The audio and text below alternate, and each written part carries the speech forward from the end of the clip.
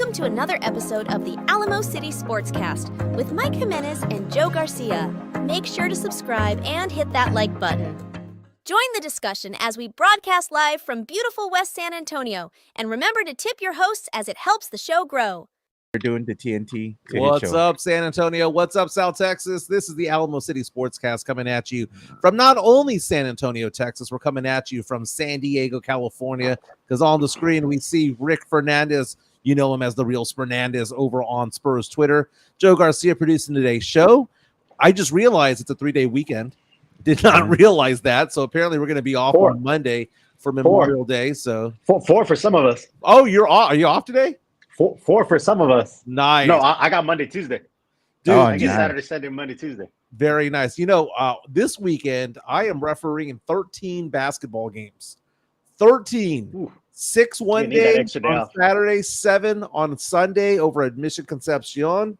I don't know if it's AAU or if it's just rec league or what, but I was asked to do it. It's good money. I'm going on vacation in a couple of weeks, and I figured that's some walking around money, right? The streets of Nashville, can walk around with that in my pocket. Hey, you know, make $400 in a weekend. Bet. Cash money under the table. Off the books. I'll take it. I'll take running clock. No W-2s. Yeah, it's off the books, Rick. Off the W, baby. Hey, we are going to go for about an hour, 15 minutes or so. Lots to get into today. The Indiana Pacers are done. They are done. Tyrese Halliburton may or may not play game 3 because of a hamstring issue. Again, they got blown out yesterday. Now, I know that he only missed the second half of the game. Fact of the matter is they were getting blown out anyway. It was a bad game yesterday. Celtics take a 2-0 lead. Pacers are done. So we turn our attention to the Western Conference Finals. I mean, is this do or die for Minnesota? Game 2, do or die? We'll dive into that. King Ryan. Dude. You know, I mean, he's fighting lots of battles, man. The tests have come back in. When he fought Haney, he was tainted, man. He tested positive yet again for a banned substance. We'll get into that. And also, Jake Paul is now suing King Ryan. Hey, man, but you know what? For everything that Ryan Garcia is doing, he's a genius, man. He can't keep people from not talking about him. You know, even though he's dirty and all this other stuff, but from a standpoint of marketing standpoint, media marketing. Yeah, this guy, dude, they keep on mentioning him. Even his brother, what's his name? Logan Paul. Yeah, not Jake Paul, but Logan Paul. He's doing a wrestling thing, right? So he's out on tour right now doing promotions and stuff for WWE. Even he's mentioning Ryan Garcia in the press conference. I bet you Ryan's just sitting back, just loving this, dude. And speaking of beef that people are having, Angel Reese and Caitlin Clark are going at it again. It goes beyond Iowa and LSU. It has now drifted and onto the WNBA as well. I saw this TikTok that asked the question, and we'll debate this.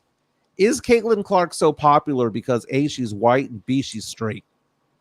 Does that have anything to go with any of this?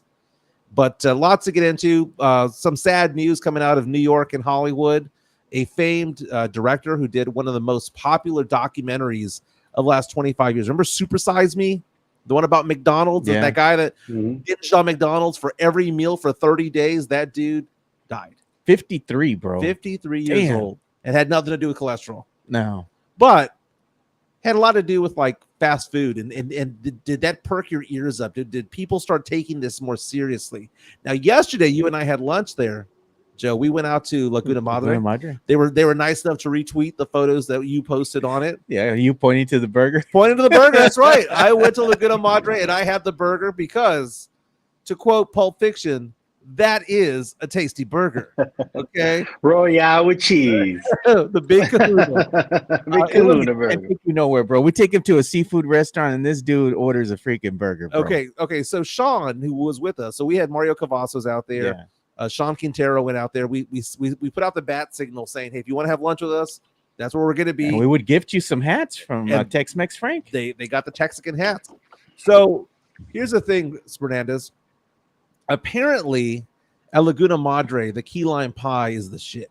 It is, bro. Okay, because apparently that is what everyone gravitates to.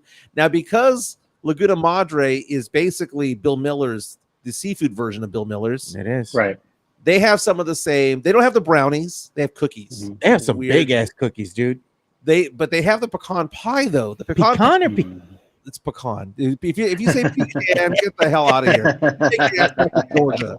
Okay. But they have the pecan pie from Bill Miller's over there, right? So that's what I ended up having.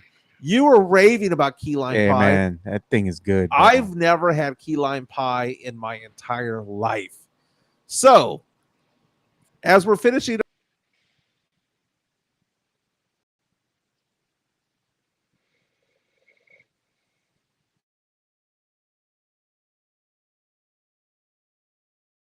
like, no, I'm not going to do this, right? I'm not going to eat this. I'm done. So, I decided to get my fork out and just take a nibble. My first taste, age 47, my first taste of key lime pie. It was disgusting. The consistency sucked. The taste sucked. And what they made fun of me about this was that not only did I say that it sucked, pecan pie was brilliant, though. When it came to the key lime pie, I spit it out. I got a napkin out, and I was not going to swallow it. I spit it out. So apparently, Sean was giving me crap last night about that because he was saying, what grown man spits out food at age 47? Just swallow it and be done with it. I'll tell you what grown man does it. Tom Hanks in Big, when he had the escargot, that whole thing where he was like wiping his tongue with a napkin, that was me with the key lime pie from Laguna Madre. But he's really a 12-year-old in a man's body. There you So go, I'm a man. 12-year-old. There So you you go. are, you are a 12-year-old in a man's body. Exactly. Midtown, Texas. Can we meet again next Thursday? That's We what got to we do. figure out what we're gonna do next Thursday for lunch. That's what we do. Yeah. You and I have lunch every Thursday afternoon.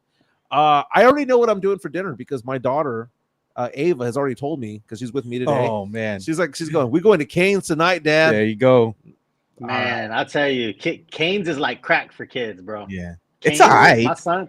No, I'm saying for kids, man. Like Yeah. my son and I know Steph's kids. Like they every time, man. If you give them a choice, they want Cane's. You know, Yep. my son after practice or after a game, I'm like, hey, let's go sit down somewhere. You know, I'm Nope. trying to have a beer, like even a Buffalo Wild Wings. You know, Yeah, he's no. like, Dad, I want Cane's, and I'm like, damn, bro, how much Cane's can you eat, bro? You know what I'm saying? Like I don't know what it is. I don't know what they put in it, but it's something with kids. And then you go into a Cane's, like here in Cali, and it's a bunch of kids, like teenagers. You know what I mean? Yeah. Like the whole place is Their full. hangout. I mean, yeah. So I don't know what it is, man. It's something about it, but it's fine. I like the bread, I like the toast, and all that It's kind of alright. stuff. It's But yeah, all right. I mean, it's okay. But I'm just saying, like, sometimes I'll pull up to that Cane's and I'll see that line wrapped around, and I tell my son, Yeah. nah, bro. No, bro. dude. You Line- get something else, bro. Line wrapped around, Yeah. 3 minutes, dude. You're in and out in 3 minutes. They are as efficient as Chick-fil-A. And here's the thing, though. If given the choice between Chick-fil-A and Cane's, I'll take Cane's all day, every day. Nah, I take Chick-fil-A, bro. Hell with Dude, that Cane's. that's a Cane's close is one. ass. It's booty That's a crumbs. close bro. No, one. dude, Cane's is No, delicious. man. Cane's Close comes one. I like from the chicken. I like the.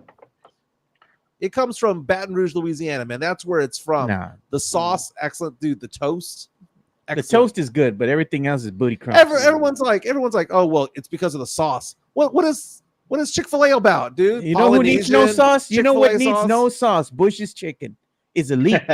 Elite. Okay, I have a thing about Bush's chicken. All right, It's elite. It's good, but I literally feel my arteries clogged. Hey the man, that's second why you I don't walk eat it in every that day. You place. eat it once in a while, bro. Not every damn day. You know what? Let's push sports off to the side. Okay, Morgan Spurlock. This is a super size me type of. This is a good Yeah. segue. Yeah. Into super size me. Yeah. What if you ate Cane's or chicken for a month? Well, What if we bro. did? Maybe Mike. Hey, maybe Mike should do that experiment. Well, let's go through this real fast. So for those of you who don't know, Morgan Spurlock, and I don't know if we can show photos or whatnot, but Morgan Spurlock was the director of Super Size Me, which came out about 20 years ago, was nominated for Academy Awards for Best Documentary and things like that. And he passed away at the age of 53 from cancer. So he made big news about this because his whole thing about that was he wanted to show a before and after of what his health looked like after eating 30 days of McDonald's, right? So the whole thing was he was going to have breakfast, lunch and dinner over there. That's all he was supposed to eat, all that stuff. And if they asked him if he wanted to supersize, he would say yes. The other thing was that he had to eat everything on the menu. Now people debate whether or not this was nonsense or not. Morgan Spurlock, after the fact, did say, hey, I was actually still drinking alcohol.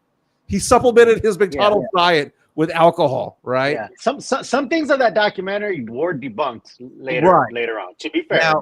Now he the did concept go on is the concept's great. The concept is. No, the concept's great. Yeah. But he went out there, he gained about 25 pounds. It took him 9 months to lose 20 of them, and it took him like another 6 months to lose the other 5 pounds.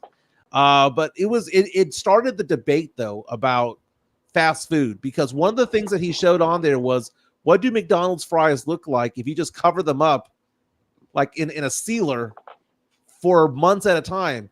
And after about 6 months, the fries look identical to what they looked like when they first arrived, when they were first taken out of the fryer, right?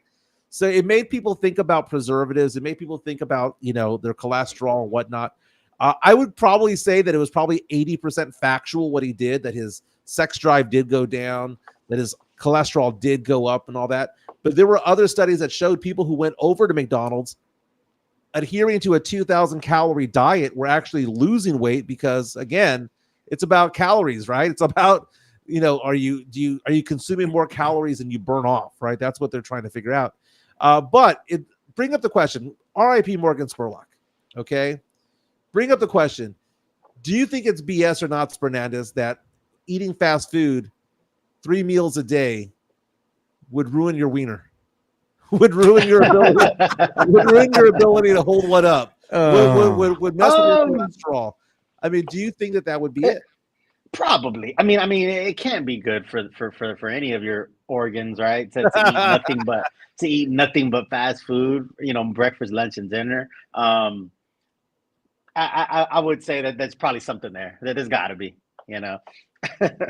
Oh man, look at Mario Cavazos, dude, you're making it rain today. Thank you, Mario. $5 super chat says, Mike, if you can have a Mexican plate named after you, what would be on it besides a mango margarita in a coco? Okay, first of all, my favorite margarita is a mango margarita. I went out with some friends the other day.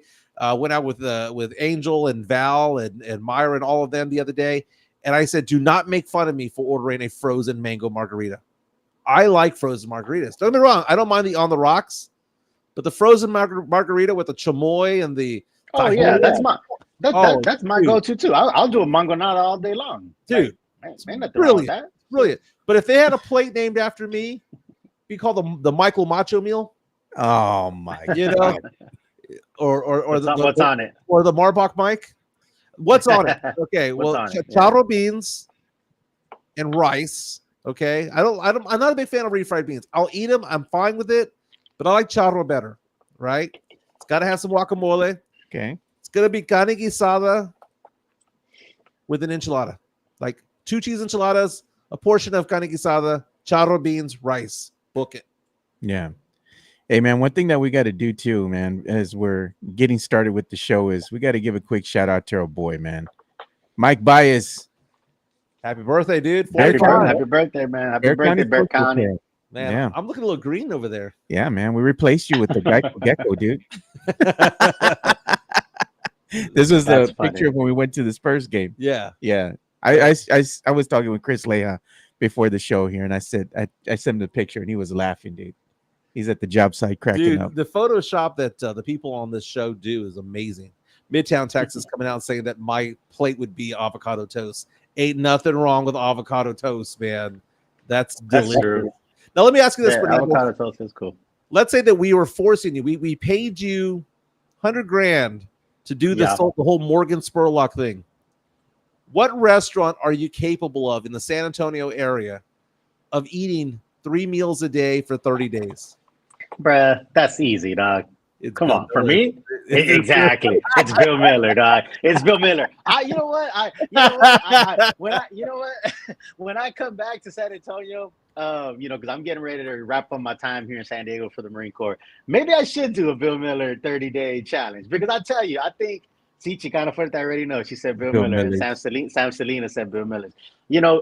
I could do Bill Miller's breakfast, lunch, and dinner. I mean, I do it sometimes, for a day or two in a row, but I think I could do Bill Miller. I mean, again, hey, well, and the thing about it too is, I mean, it's between fast food and non-fast food, I guess, in my opinion. You know what I mean? So, but you got some, it's not all, there's some good stuff there. You get some salad in between. You got some salad in between. You get everything on the menu, right? There's a lot in there. So, again, those tacos, man, I'm telling you, man. Vegetable soup. Yeah, vegetable soup. Yeah. I'm telling you, man, that brisket, egg, and cheese taco, bro, will change your life, bro. That's my go-to. That's my go-to.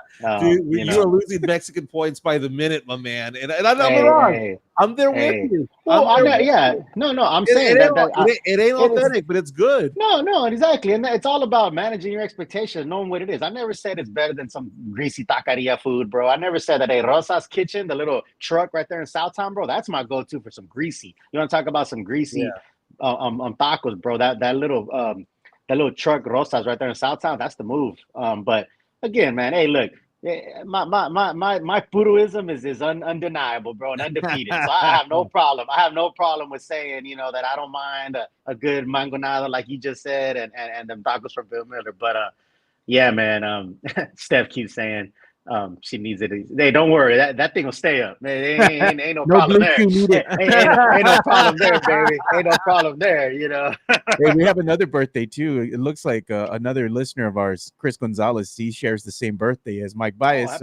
Happy birthday, you do, Chris. Thanks for supporting the show and interacting with us. Hell yeah, man. We've had some birthdays. We had Sandro Mamoskelisvili's birthday just passed. Yeah, yesterday. Pitbull Cruz, right? Boxing champion. Isak Cruz's birthday just passed. Actually, did you see the Mamu bought his brother a car? Did you see that? That was really cool. That was super cool. Yeah, man. That's awesome, man. He's a cool dude, man. I'll tell you. He was at that event that Steph and I went to. The Salvation Army put it together in Frost, where he signed Spurs Ladies Truck and all that. Last time I was in town, and he was super cool, man. Super interactive with the fans. Took a picture with everybody, signed for everybody. Even left his little area. It's funny, because there's all the PR people, right? And they're kind of and he was like, I'm gonna go to the truck to Spurs Ladies Truck, right? Because she was parked up there. So he got up, he walked over there, man, signed it, super cool guy, man, super cool guy. So it's always fun to see that. He's for the gente, dude. He's for the gente. Yeah. Hanging out with Fernandez, United States Marine Corps. Thank you for your service. You're out there in San Diego, California. Over here, it's the devil's butthole over here, man. It is 100 and some odd degrees. What's it like in San Diego right now? I'm sorry. I know you're gonna hate me, and Steph hates me all the time because I always give her weather updates. And hey, man, it's sunny and 75, bro. Real talk. I'm not even lying, bro. I'm being honest, bro. Sunny and 75. I got a little light, long sleeve because it's cool out there. There's that little breeze. There's still a morning breeze. Like you still need a light jacket in the morning here. I know you sound like that girl in Miss Congeniality. Every day's April 25th. Yeah, exactly. What's your perfect date? Well, she's like, all you need is a light jacket. I'd say April 25th. Chicana fuertes, what do you Rick? You saying pinche long sleeve, nombre. I'm telling you, bro, I know it's a light long sleeve because there's still a little cool breeze. There's still a little cool Pacific breeze going on out here. I got after my daughter this week, man, and I very rarely get after her, but I got after her because she was complaining that I was taking too long to pick her up from school. Right now, school gets out at 3:45. I don't want to be there. If I'm there at 3:45, great. If I get there at 3:50, I may as well get there at 4:10 because the traffic takes forever, right? Man. So I usually show up around 4:05, 4:10, and I get her, and she hangs out with her friends. She was texting me, "Dad, it's hot outside." I'm like, okay, I get that. Tell her walk to the car. Go. Walk to the car or go hang out in the shade. She's out there in the sun wearing this thick ass hoodie. Oh man, bro. Oh, these kids are hoodies, bro. These kids will wear hoodies.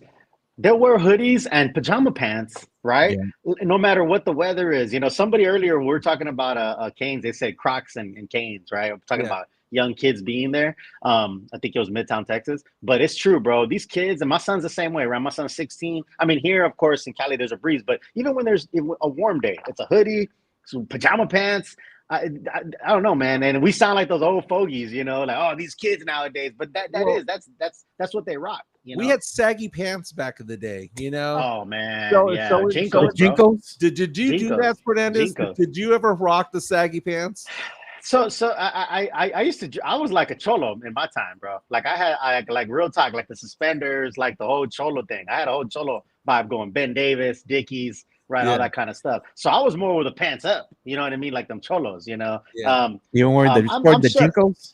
Yeah, but see, the thing about the Jinkos is they're actually economical because you had to put your spray can somewhere. You know what I mean? So the Jinkos were like a uniform. You know, I know Bear County and a couple of other homies know what I'm talking about.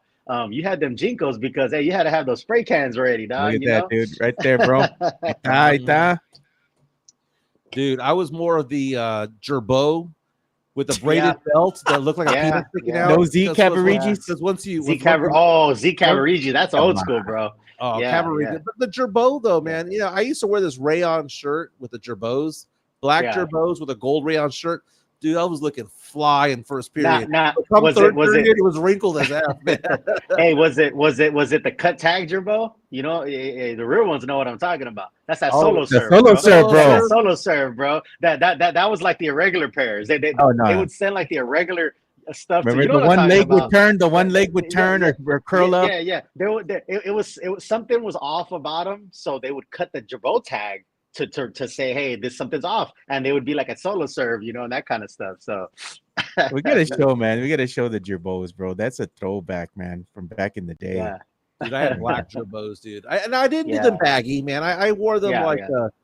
I was very preppy, dude. I Yeah. wanted to be the fifth member of Boys to Men. You know, I would wear the Girbauds or even nice, you know, 501s type of.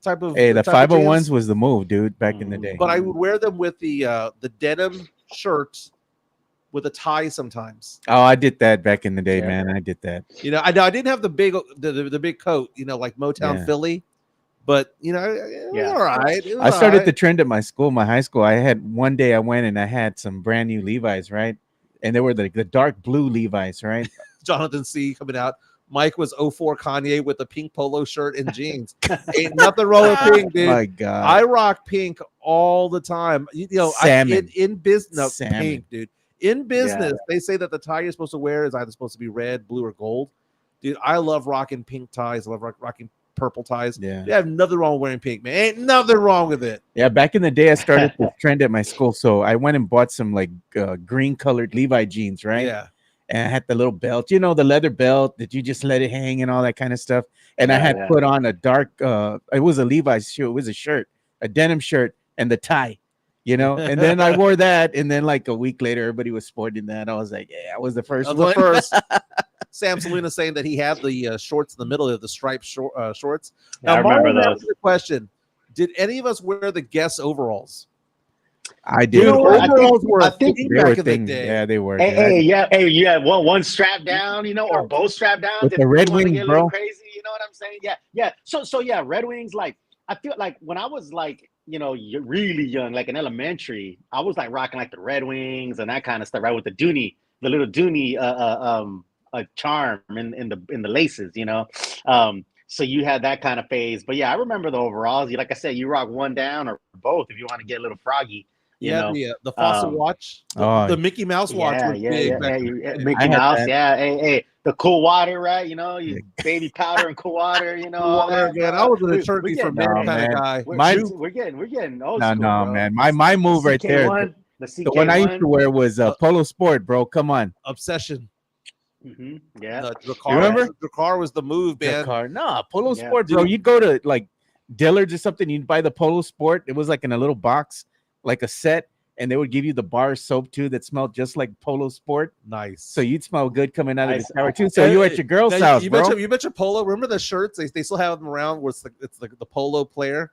And then you would you'd see like the off brand where it was like it's like the stick wasn't up, it was down. Exactly. Yeah. You had the little something off about it, right? You know, you had it. Yeah. Oh, remember this? Remember this one, Rick? You look at the Dooney charm the girls gave to their boyfriends. You remember that, bro? Come on. Man, you wear it on your boot. I'm telling you, the Dooney. That's what I'm saying. The Dooney charm on the boot and the laces, bro. That was the move, bro. Oh, that was the move right there. I picture Spernandez on a Sunday at church sporting the alligator, the alley Lacoste.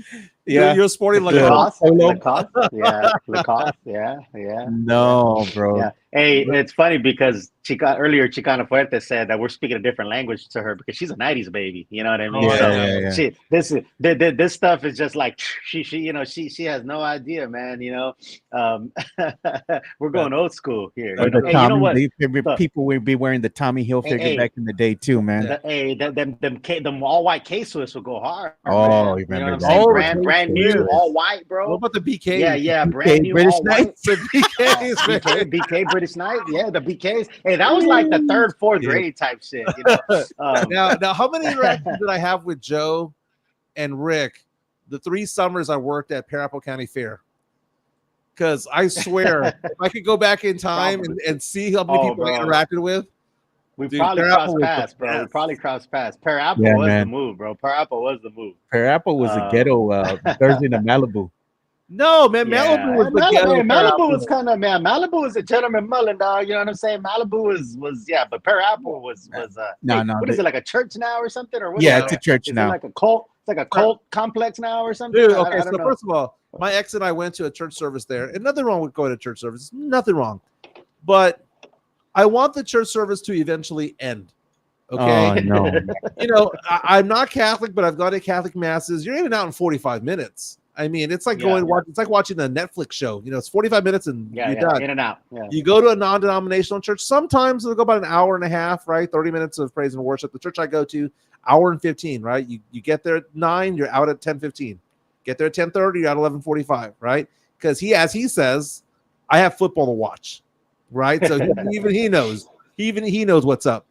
That church, I think the service that I went to about a year ago is still going on. Marathon? It was a marathon. Oh, man. It was 3 hours in, man. And I was there going, this is the same service? They passed the plate 3 times. Dude, it was damn. The best part of it was one of the guys that was preaching out there. He's a white guy. Man. He's a white guy. He thought he was a brother. Oh, no, man. He ended every sentence with, ha! Like, come on, man. He reminded me of that guy from Coming to America, Arsenio Hall, when he was playing the pastor. Yeah. I love the Lord. And loving the Lord is wrong. I don't want to be like, ha! He's all like, girl, somebody should sop you up with a biscuit. I believe the children are future. Randy Watson. Hey, that boy good. Hey, I thought it was a trash can. Our boy Sam Salinas actually makes a good point. He says, makes me wonder how many times we all crossed paths back in the day, because we're talking about all this. Yeah. That's actually really interesting, because here's the thing. If you're 30 or 40 in that range, you grew up either Marbach and West Side, here and there, downtown. Like I used to go hang out downtown sometimes, when we were in high school, different things. And again, obviously there was no social media, and there's a lot of people, Fiesta. Yeah. Like that is an interesting thought to say that like a lot of us probably did cross paths and kind of have some similar, like I've gotten to meet people on Twitter sometimes who are like friends of friends, or whatever, right? So that is kind of just an interesting thought to say maybe we did cross paths. Like we probably were out there at Per. How many of us were at the Kmart over here off of Highway 90, Military Drive, going to the Handy Andy, that kind of stuff. We all crossed paths eventually somewhere. Some way, somehow, even at Ingram Mall back in the day, bro. I bet you all. Bro, Ingram. We were all at the food court at the same time. Man. Oh, no doubt, bro. Hey, and I had. I'm telling you, bro. I had my, my pad, my pen, and my mints. It's a wrap, dog, at Ingram, bro. Ingram, bro. Con la pager también, con la pager. Pager, bro. Everything, bro. You know what I'm saying? Now, speaking of food courts from back in the day. I want to say an RIP to Sbarro. Damn. Sbarro is going under. And not only is Sbarro going under, in a way, it's still going to be around. They want to be a delivery service. Now, Sbarro is pretty good, man. It's legit pizza. That is some pretty good stuff. They got the pasta and all that stuff. Go to North Star Mall, hook up with the Sbarro. Love it, right? And their website says that Sbarro is announcing a rebranding, an expansion of the launch of a delivery service. And they're going to get rid of a large percentage of their in-mall locations. Sbarro, man, legit. Pizza Hut is getting rid of a lot of their sit-down locations, and they want to be just a delivery service. You can still order pizza to go. It's going there to sit down and eat that they're getting rid of at a lot of locations. The overhead of employees, right, and all that kind of stuff. I get it. They're probably looking at that model of, hey, people Uber Eats nowadays, people, DoorDash, all that kind of stuff. So, the younger generation, man. They don't go and sit down and eat now. They order everything and they eat at home. Mm-hmm. Even Pizza Hut. Remember Pizza Hut back in the day, dude? That was the place, dude, to be at. The buffet and all that, going down, sitting down and eating there. But now the Pizza Huts are going to start changing a little bit to where they want to close up shop and just basically be a delivery service only. I mean, that's what I think is going to happen with a lot of these restaurants. Dude, I used to love pizza. They used to have the jukebox in there. Yeah, they had a little arcade and everything. But man, also a great place was the Wendy's that had the outdoor atrium. Remember that? Oh yeah, the sunroom. Bro, it's like one of those. What do you call like where they have like plants and stuff? You know what I mean? Yeah, like a sunroom. Yeah, like a sunroom. Yeah. It's like I remember that. Yeah. You get in there, it's a little warm, I think Chris Gonzalez over there had a Freudian slip there. He's talking about Buffalo Wild Wings, I'm assuming, but he's putting the acronym for Big Beautiful Women. That's Mike's mind, bro. That's his mind, bro. Oh, so you're telling me I can get a BBW to go? Damn, bro. Mike said, where do I sign up for that? Where's that at? I'm looking for the slim thick action.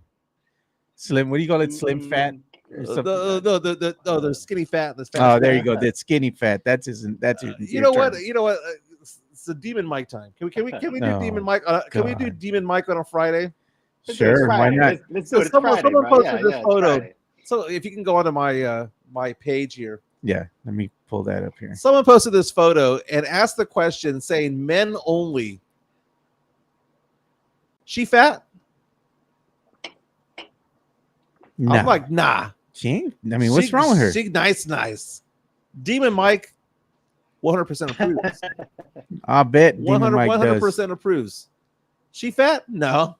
She all right. Did she? No, I meant she all right in a way.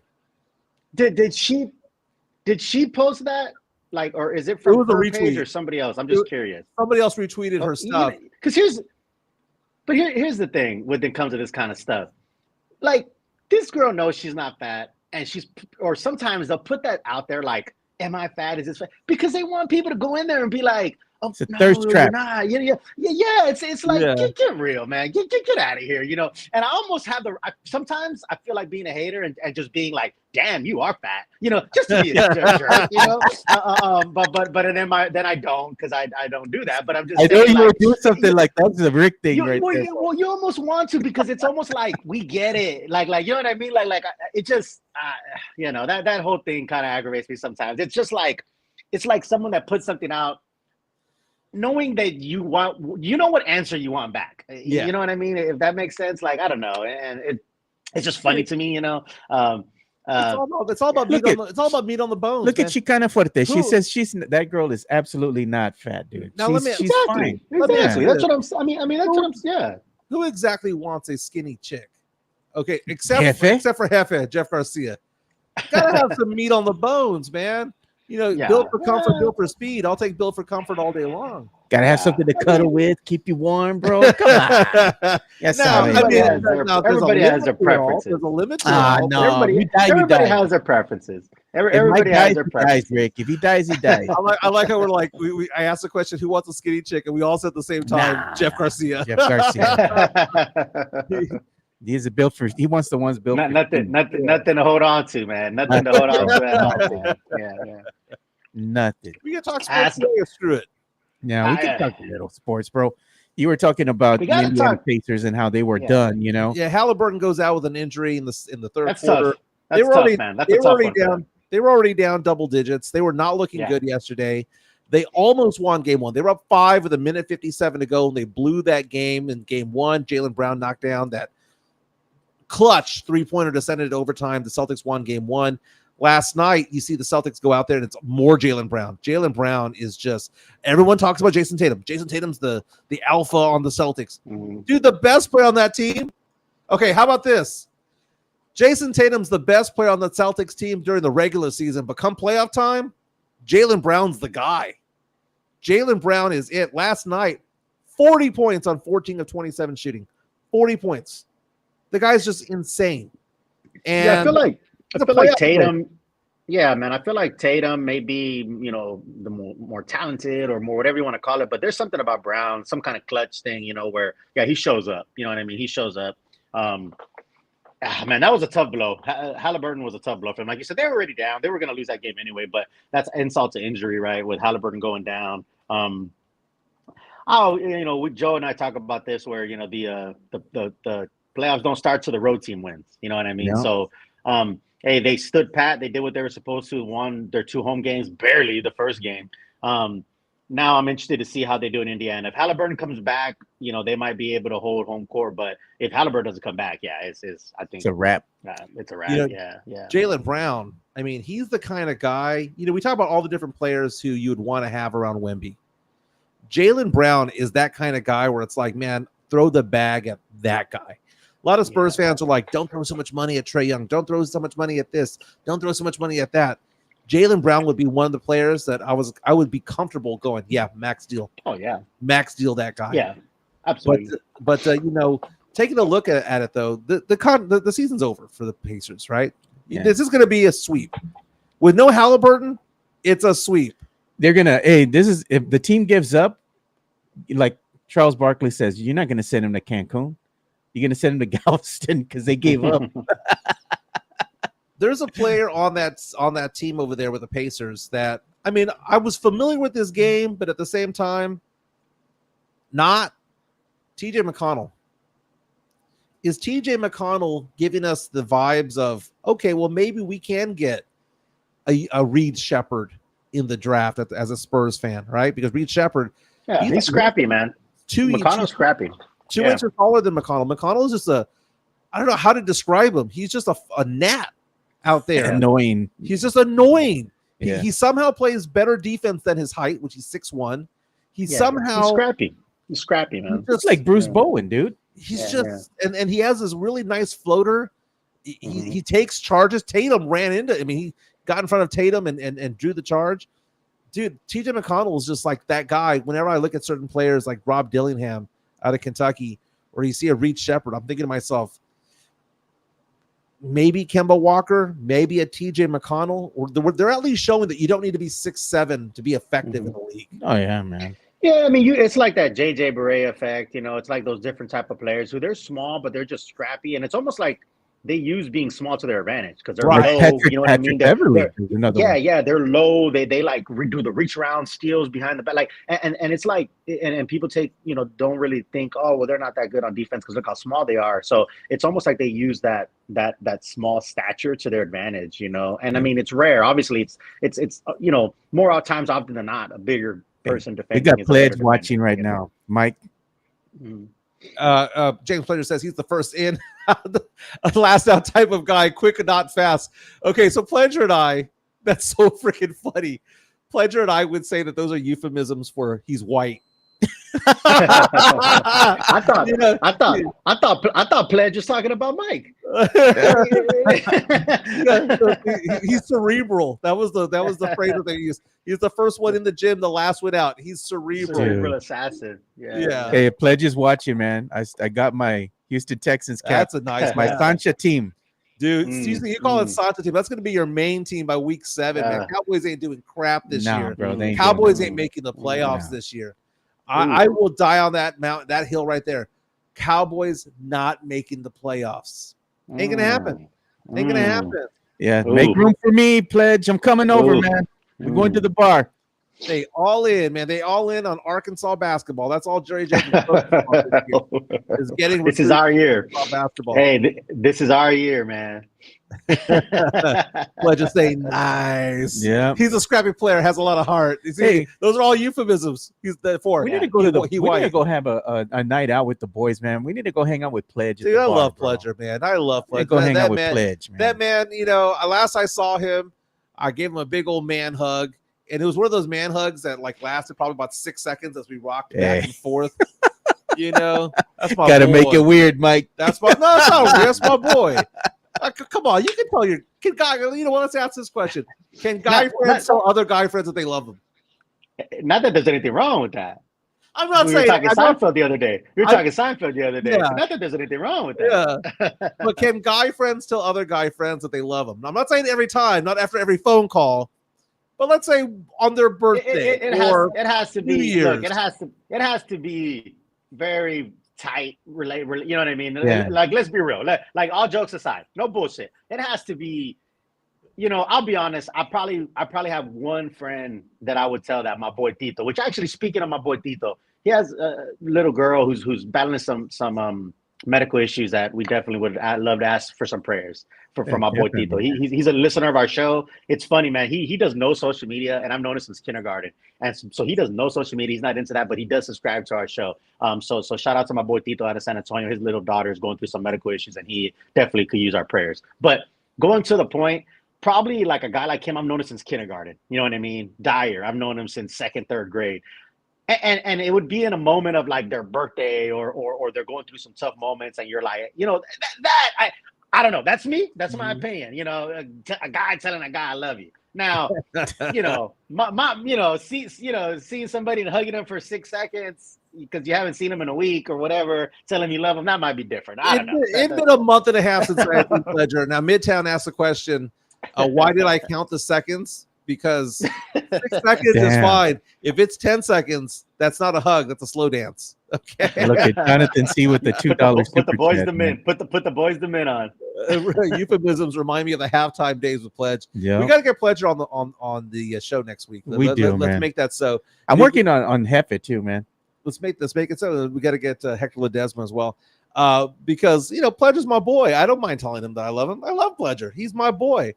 And it's not one of those things where it's like, I love all my friends. No, there's some that I love more than others. Pledger's my guy. He's what I miss from San Antonio Sports Star. I don't miss doing a 2-hour or 3-hour show. I don't miss doing the commercials before and after. I miss the moments that I had with that guy where I either pissed him off or I made him laugh. And there's certain things that I would say on air where he would lose his mind, either get pissed off or he would start laughing. I miss those moments because sometimes he would see it coming out. Like he would say, Michael, I saw what was going on in your head. I can see like your mannerisms, your inflections and things like that. And he goes, I knew where you were going with this. I knew you were setting up this joke. And he saw it from a mile away. Love Pledger. He's my guy. He's my guy. But Nice. I love podcast Midtown. I love Alamo City podcast for 9 seconds. Oh man, That's our cool. listeners are something else, bro. Our listeners are awesome, Yeah, bro. Like, they really are. They're in a Oh, my whole God. other world, man. Hey, we Yeah, need to man. start getting into some of this boxing talk here, man. Especially what's going on with our boy Ryan Garcia, bro. Come on. Man. So Man, Ryan I'll Garcia tell got popped again, right? The second testing of the I don't know his steroid tests after the PD test Yeah. after the Haney fight. Drug test. Came back, Yeah. came back and he got popped again. And then now, is it Logan Paul or Jake Paul? I think it's Logan. Is it Logan? Logan's the one. Yeah. He's the prime. He's the prime guy. You know, so I'm telling him he's gonna sue him. yeah. Man, Ostertine is what popped in his system, right? And it's a steroid that builds muscle and helps you cut weight and gives you extra stamina, recovery ability, stuff like that. And apparently it's a small amount. They do the A. They kept talking about A and B samples because they do a sample right after the fight. That one came back or positive. They did another one to like confirm, right, and all that kind of stuff. So that one came back also. I think what the sad thing about all this, because I see people, because there's also a boxing Twitter, right? Just like Spurs Twitter and every other whatever Twitter. And a lot of people on boxing Twitter, especially fans of Ryan, are like, hey, like that Ostertane didn't make Devin Haney, take all those left hooks and didn't make Devin Haney like lose his defense. Like, which at the end of the day, like I don't think anyone who's knowledgeable thinks that the Ostertane allowed him to win the fight. At the end of the day, I think it's sad because Ryan Garcia put a performance of his lifetime on. He fought amazing. He had a great game plan. He went in there and beat Devin Haney, who was one of the top fighters in the world, hands down. But now it's tarnished, right, with this stuff, because at the end of the day, it's doping is illegal. You know what I mean? So it's almost like he didn't even need it. So it's like a waste. You know, it's actually more comical that he didn't even need that to win this fight. But yet, But Rick, how why surprised is are he you, still using it? Rick, how I'm not surprised surprised. are you though? Because when he got popped, I was like, Yeah. yeah, I knew it. Like it was no surprise at all that Ryan Garcia was going to do something stupid. Right. It's not. Yeah. And that's what's sad. I mean, he had already came in overweight. You know, he was doing everything he was doing. And that's what I'm saying is he's such an enigma because he's very talented. Like he doesn't need to do all that stuff. You know what I mean? Like I understand that I feel like he definitely wants to play to the. I almost feel like he knows that his shelf life is pretty short, so he wants to always be remembered and be in pop culture and you know what I mean, in social media and all that other stuff. And he's probably going to start doing exhibition fights against MMA guys. You know, it's going to be like a circus with him, you know, which it's kind of sad because, like I said, the kid has skills. Like he has legitimate boxing skills. Like he's not a YouTube fighter. I mean, the dude was a national champion as an amateur. He has you know what I mean? Like he's an actual. He has a boxing pedigree. He has a boxing pedigree, yeah, and he's very skilled, very talented, very fast. He could, and it's like one of those things where he doesn't take it seriously, but he has so much talent that he gets away with it. But that's only going to last so long, you know. Is this tweet accurate? Did he actually tweet that? Yeah, he did, and then he deleted it. He misspelled. Then he deleted it.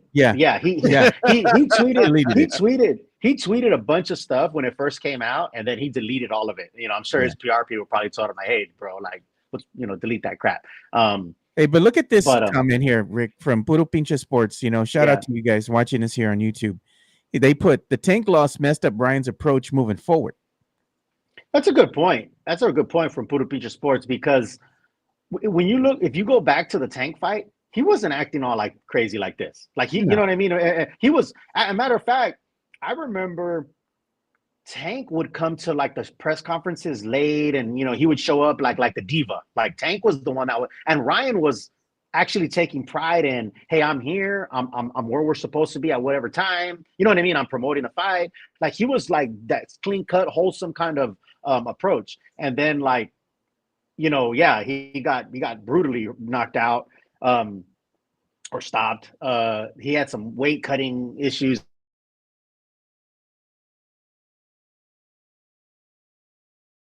By the rules then, right? And the end result what it was. So he was like, you know what? I ain't playing by the rules no more. I'm gonna be the bad guy. Now JHNSB reaches out to us and says that Osterine is not a steroid, but I'm looking it up on WebMD, and WebMD says that Osterine attaches to the proteins in the body known as androgen receptors. It binds to these receptors and it tells the muscles to grow. Yeah, it's a muscle building agent, which again, I don't think he needed that to be Devin Haney. You know what I mean? So it's silly that it's almost like if he needed that to win, then not that I approve of that, but I could see the logic. If I'm like, look, this guy is too big and strong for me. Like I need this to to add muscle to like be at his level. Like there's an explanation. It's not excusable, but I can understand that thought process. Honestly, he took it not needing it, and now it's biting him. You know what I mean? So it's almost like silly that he would even do that, because he didn't need that agent to win this fight. He really didn't.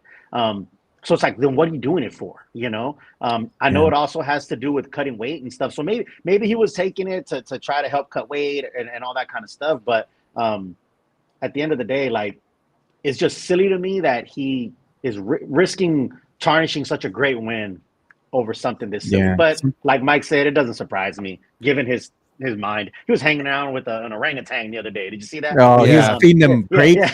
Bro, man. And now Logan Paul is now suing him for defamation. Yeah. Saying that he's talking out of his ass.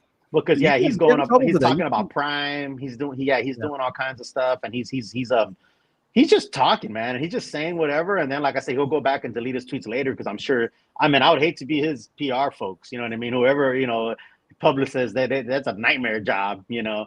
But yeah, man, it's just, you know, like I said, at the end of the day, it's sad because he's a really talented fighter. He doesn't need all this. I was going to ask But- you another question here as we transition to the Devin Haney comments that came out here on the X. It came out yesterday.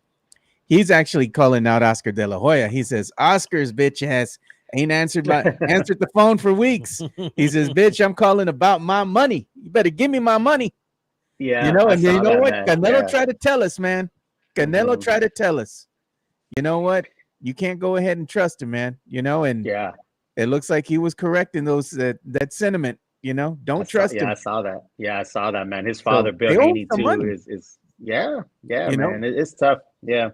Hey, Because Jesse James what happened- Leja talked to us about when we had our interview with Leja. Remember, he Yeah. said one of the he said in the ring is easier than the sharks that are outside when it comes to the business side of boxing. You know, he talked about that, how hard it is to be involved in the business end of promoting and management and all that. And I believe it. You know, it goes all the way back to the Don King days, you know. So, man, Now, yeah. have it from Locked On Spurs, our good friend Jeff Garcia. Let's show him some love because, man, he has an announcement that he made on Twitter just now. So let's give him some love real fast there. Sure, gotcha. Locked On Spurs is your daily Spurs podcast, hosted by Jeff Garcia, the lead Spurs writer for Ken's 5 San Antonio. Jeff has a healthy plethora of guests all the time on the Locked On Spurs podcast. You can also follow Jeff on threads at Jeff G Ken's 5 SA. You can also follow Jeff on Twitter at Jeff G Spurs Zone. So make sure you go ahead and give Jeff a follow not only on threads and Twitter, but also on YouTube at youtube.com/@LockedOnSpurs. This is where you're going to be able to find the replay of the Locked On Spurs podcast. Make sure to like, subscribe, and share. And you can find me and Joe as frequent guests on Locked On Spurs. I subscribe on Spotify. I also subscribe on YouTube as well. You should too. But if you can show my screen, he posted an article on Kens5.com, Jeff Garcia, about the Iceman collection coming out.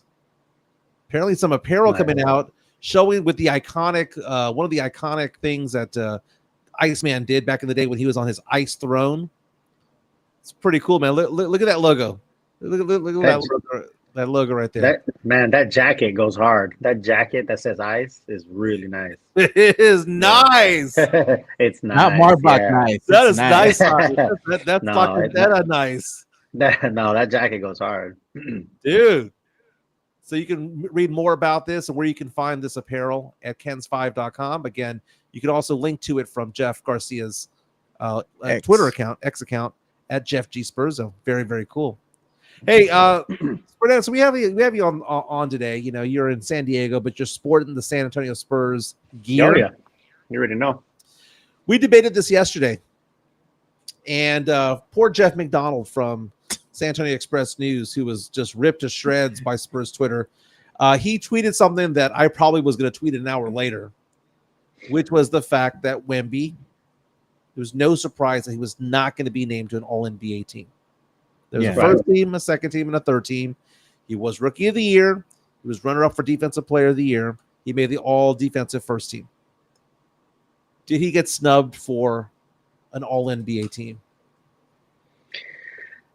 You know, Real talk, Rick. Real talk. I know. Real talk. No, I'll keep it real. I'll keep it 100. I mean, and I saw the Jeff McDonald thing, and I don't mind reading some of Jeff's stuff and all that. I mean, you know,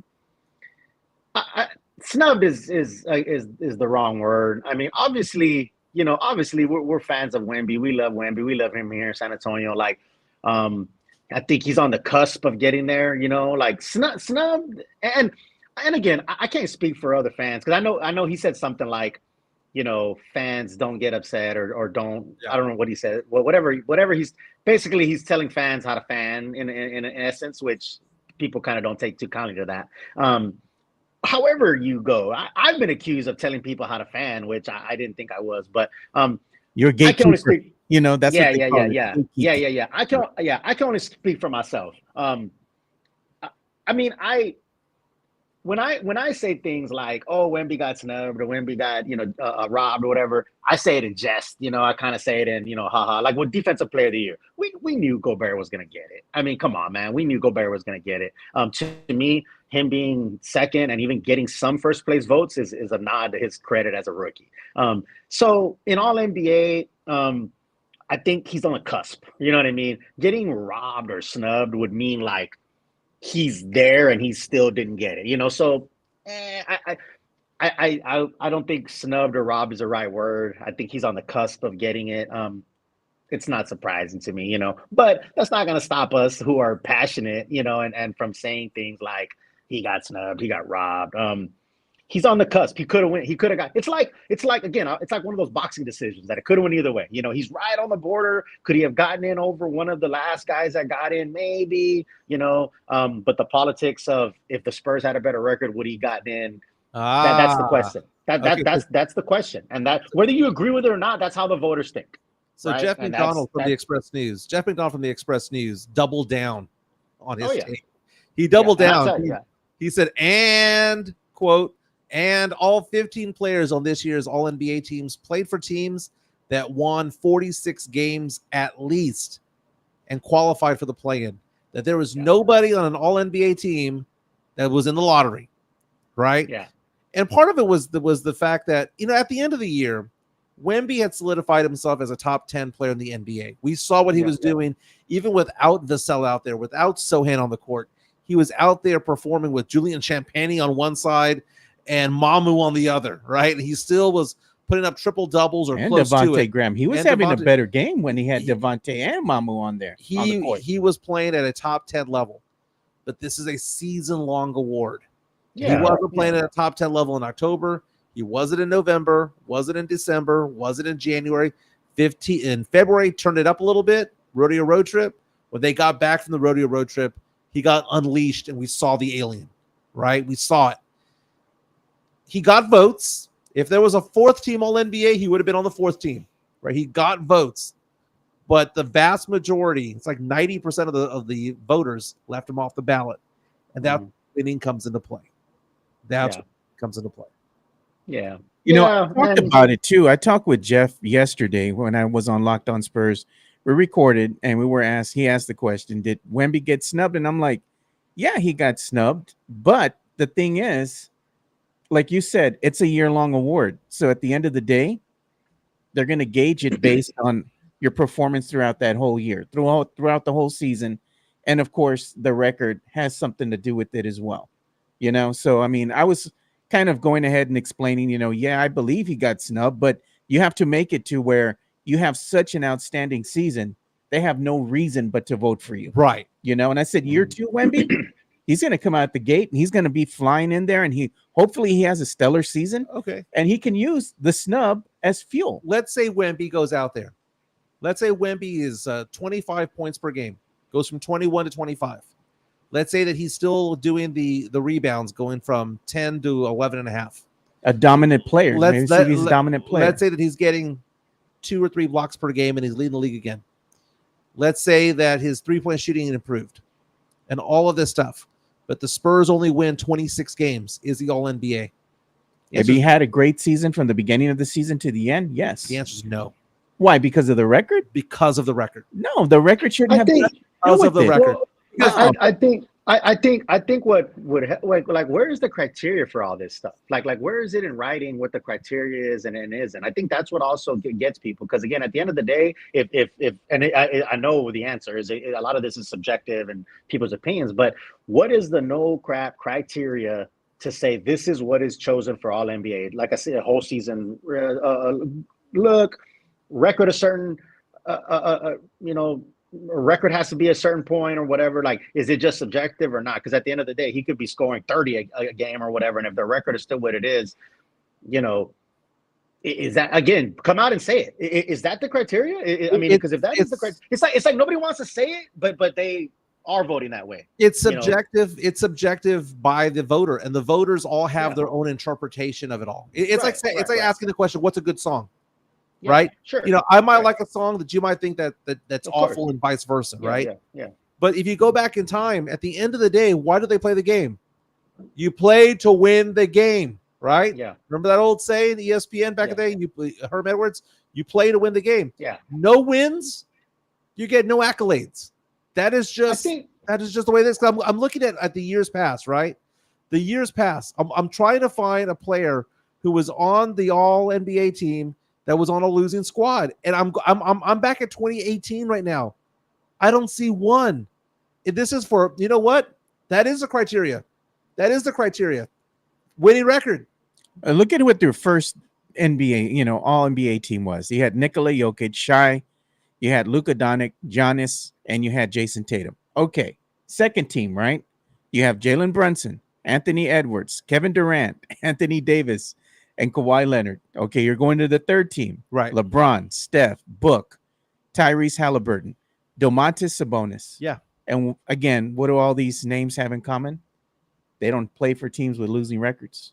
Right. And Sabonis is also an all-star. Yeah. Multi-year all-star. Yeah. Well, I think when Sabonis is, by the way, real fast, Sabonis is from a small market team. So we don't know how good Sabonis is. Here's Sabonis' stats from this past year, because some people were like, well, who the hell's Sabonis? Right? They know Arvydas Sabonis. His who dad. the hell's Domantas? Domantas Sabonis, 19.5 points, right? Averaged 14 rebounds, averaged 8 assists, and shot 38% from three and 60% from the field. And was on a winning team. And was an all-star. That's their team All-NBA. Now, Wemby will be an all-star next year. That's a definitive, because I think that he'll be voted in. I think Wemby will be voted into the all-star team next year. Like, book it. He's going to make the team because the fans are going to want to see him on there, which is an exciting thing. But I understand the argument on both sides. But Wemby can have a stellar year, because the only person I can think of back in the day that had a crap team but was always making All-NBA, Sharif Abdul-Rahim. Remember that name? I remember that. Vancouver Grizzlies, averaging 26, 27 points per game. He was making All-NBA teams, if I'm not mistaken. And that team didn't win more than 25 games his entire career, dude. I don't know if that's true or not. I'm just saying it. Yeah, they didn't have a very good record. Now, Rick, I did ask the question yesterday, and I kind of brought this up. I want to get your impression on it. I listed Victor Wembanyama yesterday as the 7th best player in the NBA. I said, if I was to do a ranking, rack and stack of right now, not 5 years from now, not 3 years from now, right now, where do you rank Wemby as?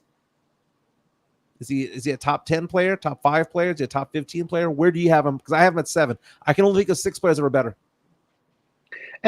Before I answer that, I think that's another thing that confuses people, because some people would looking at it as, okay, all NBA team, right? 3 teams, 15 players. So you're trying to tell me that there's 15 players better than Wemby, right? So that's one way people look at it. And that's why they argue that he got quote unquote snubbed, because there's, but it's not a ranking of who is the top 15 players, right? It's like you said, it's hey, how was their season? All these different factors and all that. And then I think too, like just the media vote, like that's another thing. Like we probably need to figure out a better way of different people voting, or I don't know what kind of thing, what the issue is with that. But because some people, there's the guy that was voting Sabonis, right, for like MVP, because did you see that story about the guy that was voting Sabonis for like everything? Something Garcia, I can't remember his name, but people were giving him criticism because he was like voting for him for everything. But anyway, yeah, 7 sounds about right. Top 10. I mean, I'm not going to be a homer and say he's in top 5. Not right now. You know what I mean? Not today. But 7 seems about right, which is right on the cusp of top 5. Definitely top 10. There you go. Ignacio Garcia, Buddha Pinches Sports is helping me out with the name. It was escaping me. Yeah, I mean, again, I think when you're also looking at it as like who are you going to take off to put Wemby on when it comes to those NBA teams, right? That's another thing. Like Wemby can have a great year, but all these other players are also having great years, And I guess comparing them, and there's nothing else to separate it other than the winning teams or the teams winning. That's a factor. I mean, I guess in some of the media mind. But yeah, to answer your question, Mike, I would say definitely top 10. 7 sounds about right to me. 8. Now, Joshua reaches out to us, and thank you for being part of the show. Joshua, this is a name that I don't recognize, so very nice. Welcome to the Alamo City Sportscast. Says the team is called All NBA. It's the best players in the NBA. They're not 15 players better than Victor Wembanyama. It's really that simple. And I get That's it. an argument. I That's get an it. argument. I get Yeah. it. At the end of the season, so when the Spurs got, knocked out, end of the season, right? Mid-April, Wemby was probably a top 7 player, right? I mean, I Luka Doncic was better, SGA, Nikola Jokic, MVP, Giannis. You can list about 5 or 6 names that were better, right? But the thing is, it's an award for the season. And it's not where you end up in April. It's what you did the entire time. I made the phrase, I used the term last week, or yesterday rather. The Spurs won 6 of the last 9 games of the year. They don't make the playoffs because they won 6 of the last 9. And Wemby does not make the All-NBA team because he caught fire in March and April. It's a full season award. Now, people are bringing up the fact that it was Ignacio from Garcia, from Marca, who voted for what's his face from Domantas Sabonis. But it was 4th MVP. So he had him 4th. So he did have him winning it, but he gave him a still 4th MVP. Come on, like, come on. I mean that's. But who else is going to vote on this? Because you can't have the players vote on this because the players have friends. So that's going to be that bias. The media has biases because East Coast doesn't watch the West Coast. West Coast everybody's doesn't going to have watch bias. Everybody's going to have some kind of bias. I mean, you see that in voting for Heisman Trophy, right? The South votes for the SEC people, but they don't vote for anybody from the Pac-12. Well, I mean, if they're all going to have bias, then just having all media isn't fair either. So even if the players are going to have bias and the media are going to have bias, well, then mix them. They all have biases.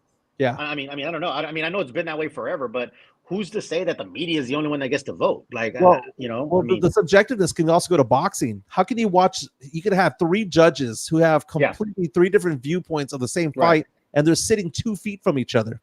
Yeah. Right. Now, but what I will say about boxing, even though like the judging is what it is, there's a clear criteria that you're supposed to judge on, and it's known. It's effective aggressiveness, clean punches, defense, ring generalship. Like the old school Harold Letterman and Joe, you remember this. They used to put it up. Like this is the criteria of boxing. So I just think that putting the criteria out there or putting some kind of universal, like, hey, if winning matters, then just say that. Like put that out there and say, hey, when it comes to all NBA, winning matters, and this amount of wins is kind of what our range is. And I mean, whether you agree with it or not, at least you have the criteria.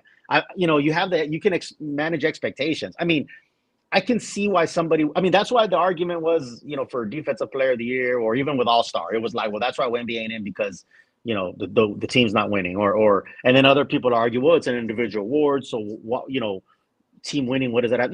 And again, that's all our own biases. We all have our own subjective opinions on those kinds of things. So there's no it's never going to be a perfect thing. I mean, at the end of the day, someone's going to be upset, regardless. Just like with the draft coming up, right? We see people talking about all the different draft scenarios and what the Spurs can do, what the Spurs don't do. Someone's still going to be upset, regardless of someone's going to be happy and someone's going to be upset. Some people just want to be upset to be upset. Look at this comment that we got from Puro Pinche Sports. They said he voted Sabonis for first team All NBA, first team All Defense, third for Defensive Player of the Year, and 4th for MVP. He sucks on defense. He said Ignacio has got to lose his vote. That is pretty.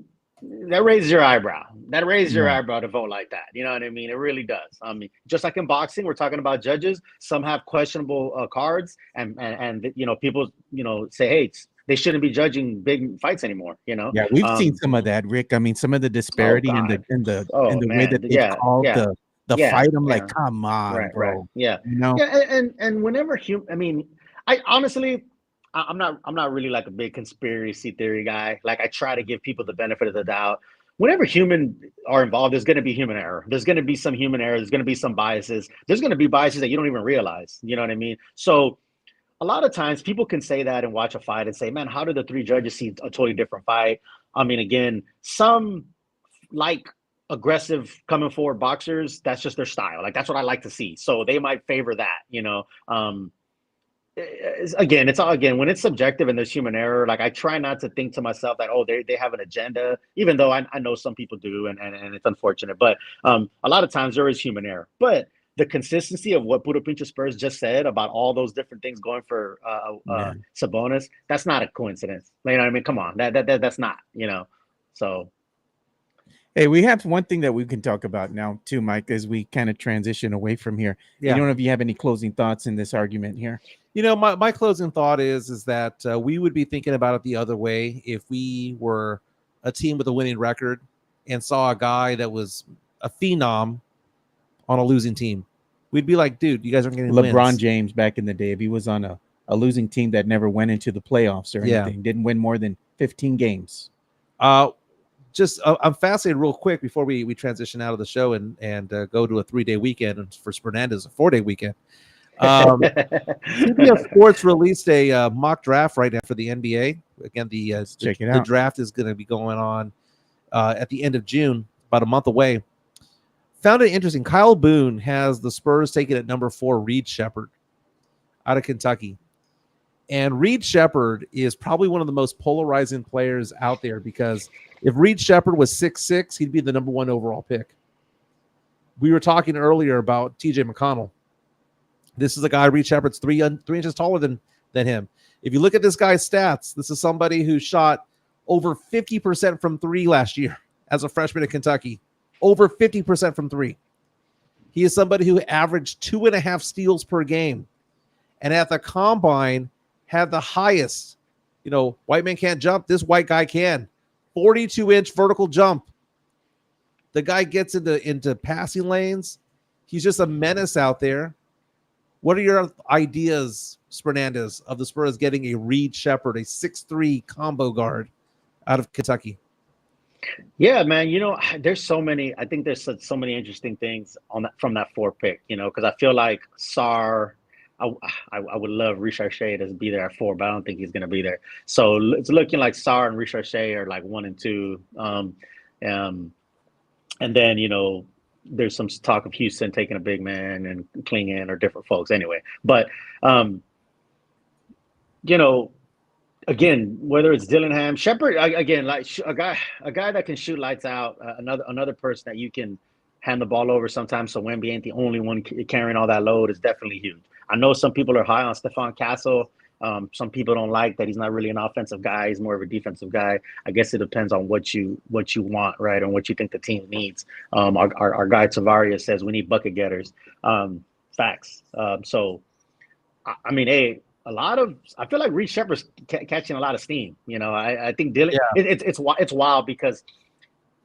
We have, what do we have? It's 26 or what? I think the draft is like the 26 or something like that. 27. Yeah. 27. Yeah. So we have damn near a whole month to still be going on and on about this. But I feel like there was a time where it was like, Topic was that's the name you kept hearing around, and then you start hearing like Dillingham. Like Dillingham is there now. I feel like Dilly. Yeah. Then Castle was getting steam, but I feel like Reed Shepherd is getting a lot of momentum, a lot of love, or at least at least that's look at this comment here, man, by Mario Cavazos. Will Bronny James be better than Bryn Forbes? Probably a better man. You know what, man? Yeah, you know what? And I think Mike's on board with me on this.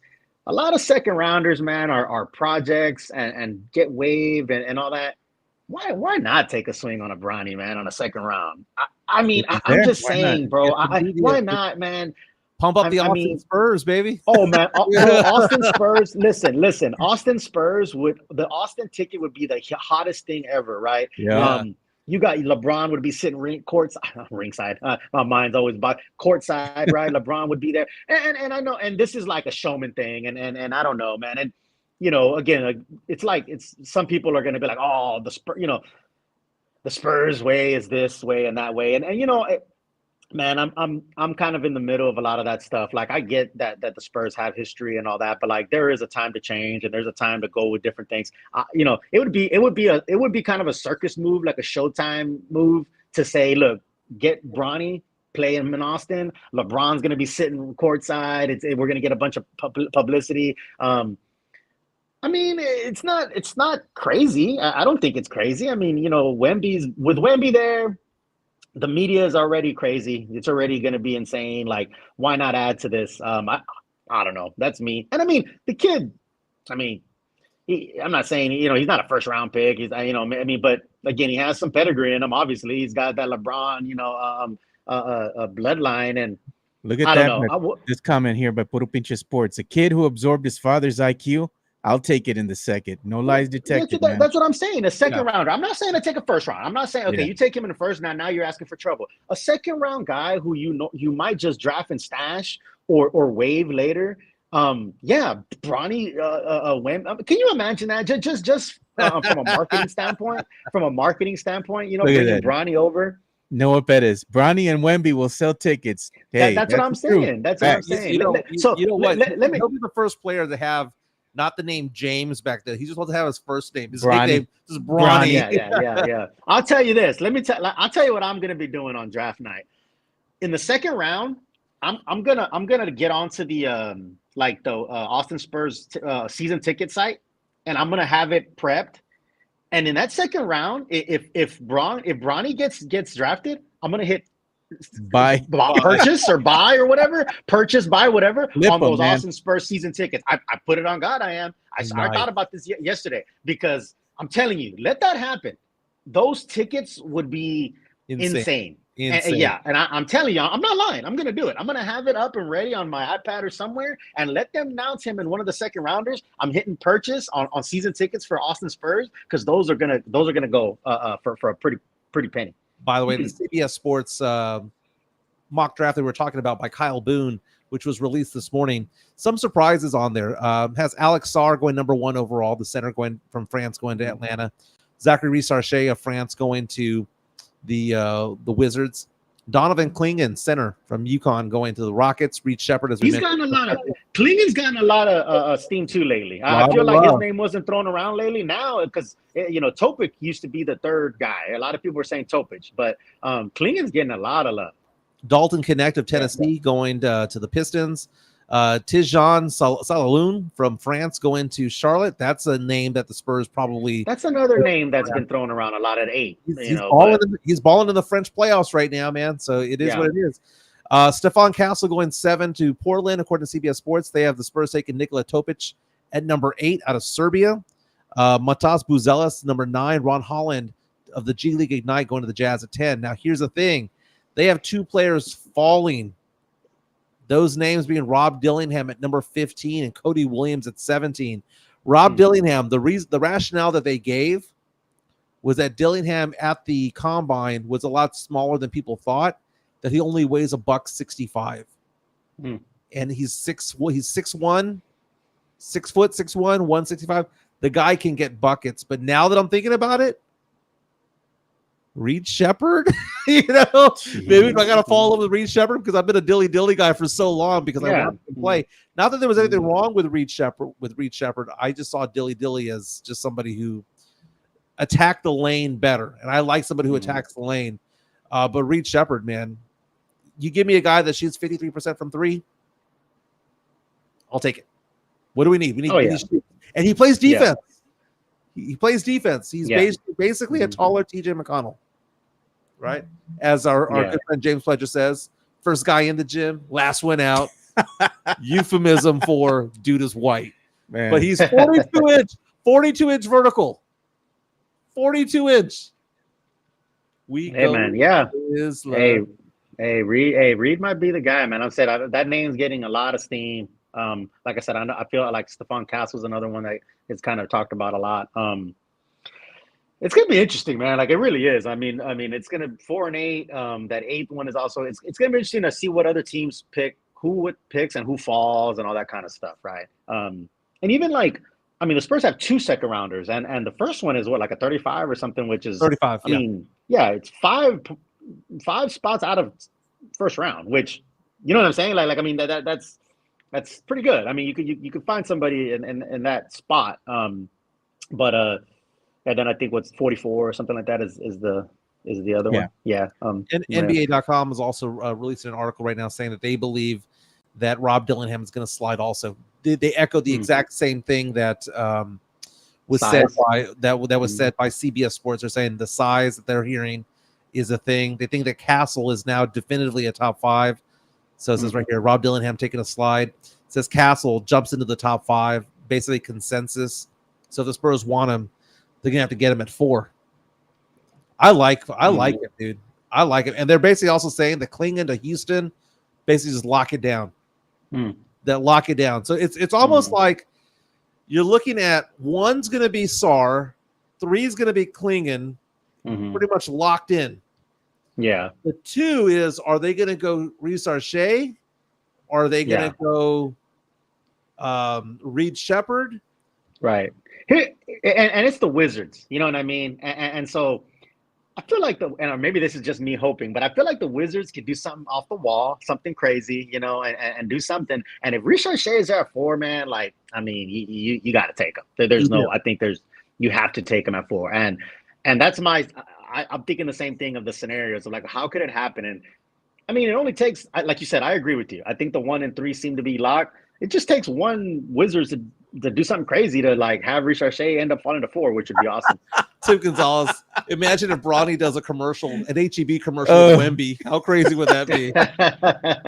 And then you have LeBron making a cameo. I mean, come on. They would have to do something with like, you know, all the like fathers, like the juniors and that kind of thing, and some type of HEB commercial with, you know, the dad taking his son to HEB or something. I don't know. It'd be insane. Like it would be insane. Like I said, it might be just a publicity move or marketing move, but I mean, hey, I would be mad at it. Man. I wouldn't either. Not, like I said, not for a second rounder. Second rounder, like I said, 9 times out of 10, they're gonna go to Austin anyway. They're gonna get waived. They're gonna. I mean, again, there's very few Manu Ginobilis, you know, that are gonna come out of the, you know. Come on, let's be real. So to me, it's almost like, why not? I mean, you know, it's you're losing out of a second rounder. I don't know. I'd take it again. Then some people might not like this, but then LeBron might want to play his last years with Pop. I don't know, man. It's interesting. You know, it's interesting, and I'm not mad at it. But I saw this interesting article yesterday. I'm trying to find it real fast before we go, but if not, it's no big deal. It was asking the questions: if we redrafted the 2023 NBA draft, what would it look like? Number 1 would have been Victor Wembanyama. Obviously, he went number 1. Number 2 would have been Brandon Miller. He went number 2. Number 3 and 4 would have been flip-flopped, right? It would have been Scoot Henderson would have been flip-flopped with Ben Thompson. So last draft, the top 4 players in the draft went in the top 4. The weird thing was that those who were drafted or who had the 5th through 10th were actually drafted in the teens. It was like the number 12 player, like Lively and Jaime Jaquez and all that were drafted later on. That if you redrafted it, top 4 went the way that they should have gone. Everything went after. It's a crapshoot thereafter. It's gonna be a crapshoot anyway because there ain't no tier 1 this year. Ain't no tier 1. Got some role players. That is Spurnandez in San Diego. Thank you so much. Also, by the way, for those of you who didn't watch it, you can go on to the Alamo City Podcast Network and check out Spurnandez's interview with Jesse James Lehow. That was good stuff, man. That was very good stuff. Appreciate you, man. Yeah, for sure. Have a fantastic weekend. You're 4 days off. Joe, we're taking Monday off. Taking Monday off, brother. Monday off. We're gonna have some fun, man. Enjoy it. You need rest, dude. Have a long weekend. 13 games. Yeah. Why did I didn't even know it was a holiday weekend. I wouldn't have done it if it was a holiday weekend. But enjoy some time with the dogs, man. Do some yard work. Sounds like a plan. Yeah. My name's Mike Jimenez. That's Joe Garcia. That's Spurnandez. Thank you so much for your service. 1, 2, 3, 4 United States Marine Corps. Thank you so much. Hurrah. My pleasure. All right, man. Y'all take care. Everyone have a fantastic weekend. And again, hit the like button on the way out. All right. Yeah,